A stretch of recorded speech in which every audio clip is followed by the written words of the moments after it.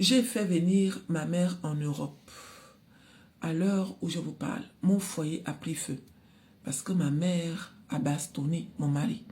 Et mon mari, en ce moment, il est en train de me menacer comme quoi, si je ne fais pas sortir ma mère de la maison, il va demander le divorce. J'ai besoin de vos conseils. Je suis une jeune femme africaine de 38 ans. Mon mari a 62 ans. Je suis venue me chercher en Europe. Ma mère, elle a 6 enfants. Je suis le deuxième enfant de ma mère. Des 6 enfants de ma mère, je suis celle qui sort du lot. Je suis celle qui s'occupe de tout le monde, en fait, y compris ma mère. J'ai déjà envoyé l'argent plusieurs fois, pour que ma mère achète un terrain, histoire de se mettre à l'abri. Parce que toutes mes soeurs et tous mes frères, tous vivent encore chez ma mère, y compris l'aîné, qui a déjà une femme avec les enfants. Tout le monde vit chez ma mère. C'est moi qui les gère, en fait. C'est moi qui envoie l'argent chaque fin du mois pour que tout le monde mange. La rentrée scolaire comme ça, c'est moi qui envoie l'argent pour que tout le monde parte à l'école. J'ai l'impression que plus je fais, plus on me demande. C'est épuisant. Je suis fatiguée, je suis fatiguée. J'en ai parlé à mon mari. À un moment, je ne voulais même pas parler de ça. Parce que je me suis dit que bon, nos problèmes de famille, on ne peut pas raconter ça à nos gens. Surtout que c'est un Européen, il ne va pas comprendre.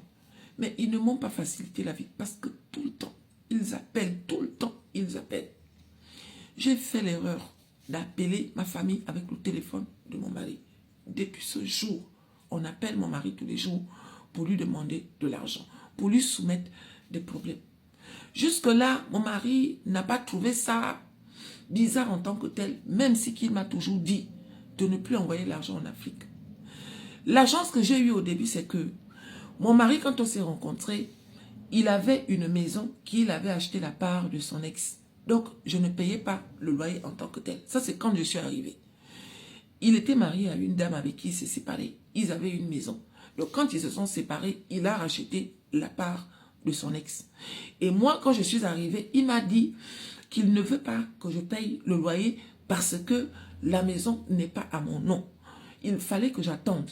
Donc, on va revendre cette maison et après, on va acheter une autre maison à 2. Comme ça, il y aura mon nom, il y aura aussi son nom. Mais quand il y aura mon nom, tous les deux, on va rembourser le crédit. J'ai trouvé ça bien parce que tous les hommes ne font pas ça. Il aurait pu me faire payer le loyer, en tout cas, il aurait pu me faire vivre certaines choses-là. Mais il m'a dit que pour l'instant, tu ne payes pas le loyer. Moi-même, je vais rembourser le crédit, mais on va mettre la maison en vente. Donc, on a mis la maison en vente quand je lui ai fait un enfant, sachant que moi-même, là, j'ai 2 enfants. J'ai 2 enfants. Les papas ont disparu comme ça. Je m'occupe de mes enfants, je m'occupe de mes frères, je m'occupe de ma mère. C'est une charge que je porte depuis des années. Je ne voulais pas parler de ça à mon mari, mais du jour au lendemain, j'ai été obligée. Parce que des fois, je passais mon temps à pleurer. Et des fois, cette situation me mettait tellement en colère que c'est mon mari qui payait souvent les pots cassés. Parce que quand j'étais en colère, je grondais mon mari n'importe comment. Là, il n'y a pas longtemps, je décide de faire venir ma mère en Europe pour qu'elle vienne changer d'air. Depuis que je suis ici, ma mère n'est jamais venue en Europe. Il faut savoir que tout ce que je fais, je raconte à ma mère. Le temps que je ne payais pas le loyer là, ça m'arrangeait parce que j'envoyais de l'argent. Mon mari ne regardait pas. Il ne s'en occupait pas. À la maison, je participe en tant que personne normale. S'il y a une facture qui est venue ou les choses des enfants, tout ça, je participe. Mais le gros, c'est mon mari qui fait. Sauf que depuis qu'on a acheté la maison à 2, je fais maintenant. Parce que le crédit là, on l'a pris ensemble. On le rembourse ensemble. Donc, aujourd'hui, je ne peux plus envoyer l'argent comme j'envoyais à l'époque. Je ne paye plus l'école de tout le monde comme je le faisais à l'époque. Le pire, c'est que c'est moi qui paye l'école des enfants de mes soeurs et de mes frères. Et leurs enfants sont que dans des établissements payants, en fait. Apparemment, leurs enfants ne sont que dans des établissements payants. J'ai essayé de parler, mais on a crié sur moi que tu veux qu'on fasse quoi? Tu es celle sur qui tout le monde compte. Tu ne vas pas commencer aujourd'hui à nous tourner le dos. Donc ce poids-là, je le gère comme ça. Je le gère comme ça. Ma mère est venue en France. Elle est descendue chez nous. Dès que ma mère est arrivée, elle avait un genre de comportement méprisant vis-à-vis de mon mari. Un genre de comportement méprisant. Je tiens à préciser que mon mari et ma mère ont presque le même âge. Elle est plus vieille que mon mari de 3 ans. Tu vois, sachant que mon mari est plus vieux que moi.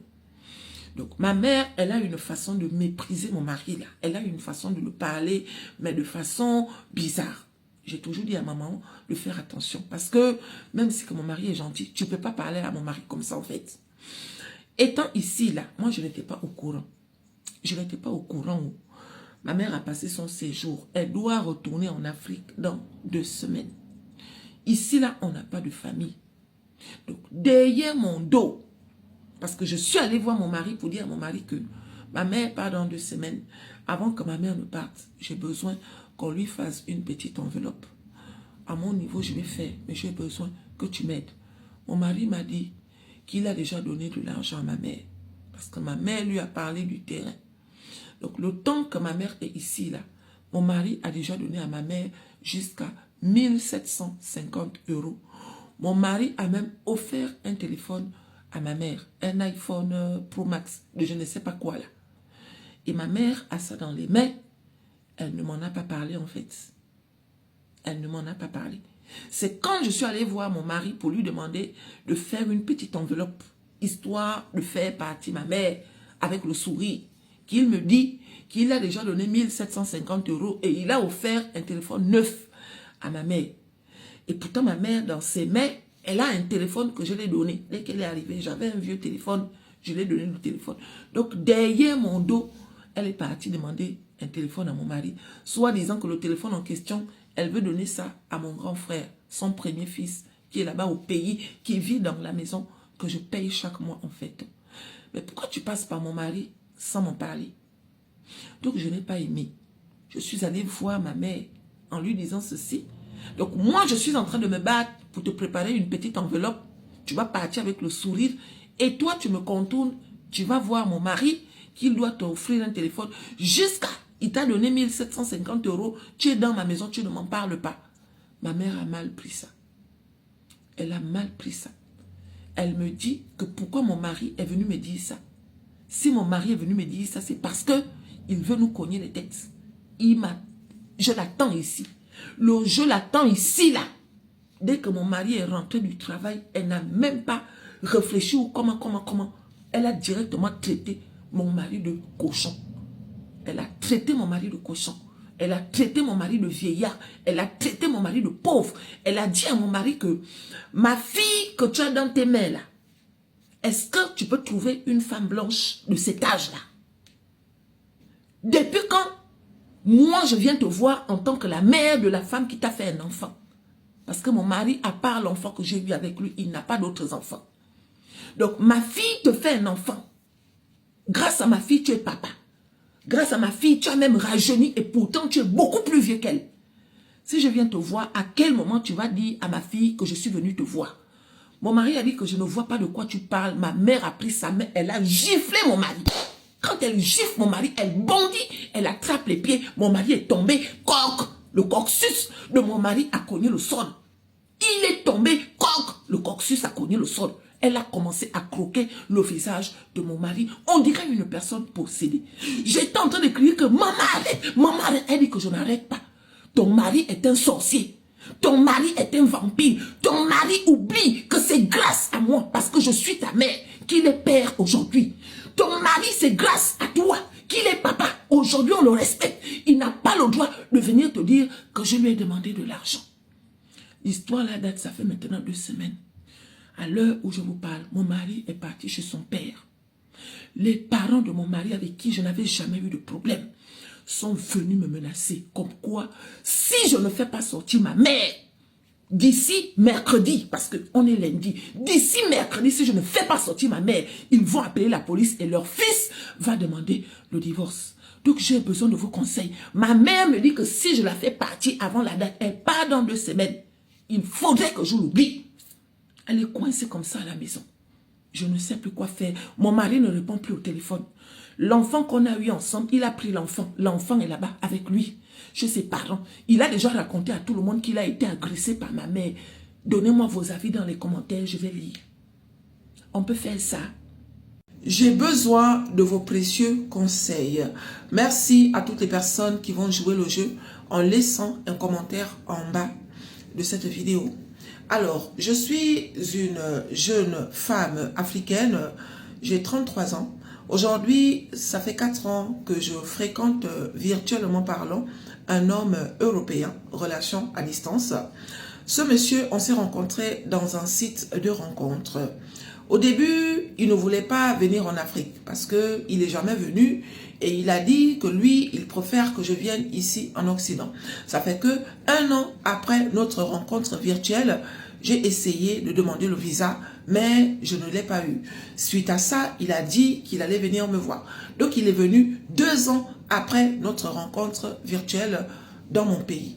Ça s'est bien passé, je l'ai accueilli, il est resté 2 semaines, il a aimé, il a vraiment aimé, on a passé un bon moment, du bon temps, etc., etc. Et quand il est rentré, voilà, on a continué la relation, mais il a dit qu'il a vraiment aimé l'Afrique. Il dit qu'il est tombé amoureux de l'Afrique, sachant que il n'est resté que 2 semaines. Je reconnais que les 2 semaines qu'il a fait dans mon pays, je l'ai fait visiter. On a visité 2-3 villes de mon pays. Et oui, je reconnais que il a vraiment profité. Sauf que aujourd'hui, il dit que comme il prend la retraite dans 2 ans, il ne veut pas rester ici en Europe. Il ne veut pas rester en Europe. Il veut venir s'installer en Afrique après sa retraite. Moi, dans l'ensemble, ça ne me dérange pas parce que le monsieur et moi, on s'entend bien, je l'aime beaucoup, mais j'ai un peu peur parce que les 2 semaines qu'il a fait au pays, ce que j'ai remarqué, hormis le côté où je dis que c'est un homme bien, c'est quelqu'un de gentil, il m'aide beaucoup, financièrement parlant, j'ai remarqué qu'il avait un côté un peu séducteur. Il avait un côté un peu séducteur. Donc, les 2 semaines qu'il a fait au pays, il rigolait avec tout le monde. C'est le genre d'homme qui peut être facilement arraché. Peut-être que je n'ai pas confiance en moi. Je vous demande pardon. Ne me jugez pas sur ce coup. Mais ce que j'ai ressenti, c'est que s'il vient s'installer en Afrique, j'ai peur qu'on me le vole. J'ai peur qu'on me le pique. J'ai peur qu'il me quitte. C'est cette peur-là qui m'habite aujourd'hui. Je lui ai parlé de ça. Il me demande de ne pas m'inquiéter, comme quoi il est avec moi et que je ne dois pas avoir peur. Sauf que moi, j'ai cette peur-là qui m'habite. Donc, je lui ai donc parlé de mariage en lui disant ceci. Vu que tu vas venir t'installer en Afrique, est-ce que avant ta retraite, tu peux revenir pour qu'on fasse un mariage? Ça va me rassurer, ça va me rassurer, ça va me rassurer. Parce que si tu viens comme ça, en mode, tu viens me voir, on va vivre ensemble, sincèrement, dans ma tête et dans mon esprit, j'aurais l'impression qu'on n'est pas ensemble. Surtout que il a cette facilité de rigoler avec tout le monde. On a l'impression qu'il séduit dans sa façon d'être. On est parti en boîte de nuit, le temps qu'il était là-bas, il a offert de la boisson à certaines filles.